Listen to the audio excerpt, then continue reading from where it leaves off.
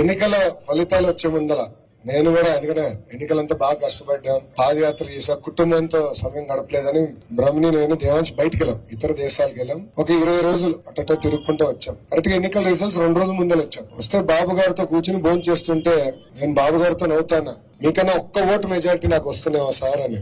బాబు గారు నవ్వుతా, కుర్రోలు కదా కొంచెం స్పీడ్ ఎక్కువ, చూద్దాంలే ఇంక 2 రోజులు వస్తున్నాయి కదా నీ రిజల్ట్స్ అన్నారు. కానీ నిజంగా నాకు ఇప్పుడు కూడా గుర్తు, బాబు గారు అక్కడ టేబుల్ పొడుగ్గా ఉంటుంది, అక్కడ బాబు గారు కూర్చున్నారు, ఆయన పక్కన నేను కూర్చున్నా, అందరూ ఉన్నాం. ఆ రోజు అందరూ చాలా సంతోషంగా ఉన్నారు, ఆనందంగా ఉన్నారు. నా ఒక్కడికే చౌంట్లు పెట్టింది, నా బాగా గుర్తు. ఇప్పుడు కూడా బ్రహ్మి అడిగింది, ఆ రోజు కూడా అడిగింది, నేను చౌంట్లు పెడుతున్నాయి, వచ్చేసింది కదా రిజల్ట్స్, మన ప్రభుత్వం వస్తుంది కదా అంటే మంగళగిరి మెజారిటీ ఎంత ఇక్కడ ఒక ఛాలెంజ్ గా నేను తీసుకున్నాను అని చెప్పాను. నేను అడిగింది మిమ్మల్ని 53,000 తల్లి, కానీ మీరు నాకు 91,000తో గెలిపించారు.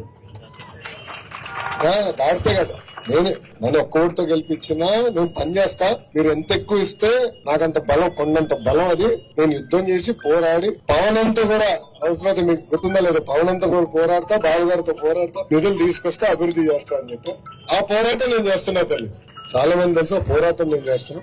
నియోజకవర్గం నా గుండెల్లో పెట్టుకుని కాపాడుకునే బాధ్యత నాది. మీ కుటుంబ సభ్యుడిని, మీ అన్నని, మీ తమ్ముడిని, మీ కొడుకుని, మీ మనవడిని మీరు ఏ బాధ్యత అయితే నాకు పెట్టుకున్నారో తప్పనిసరిగా ముందలు తీసుకెళ్తానని పవిత్ర మాసం అప్పుడు మీ అందరికి హామీ ఇస్తూ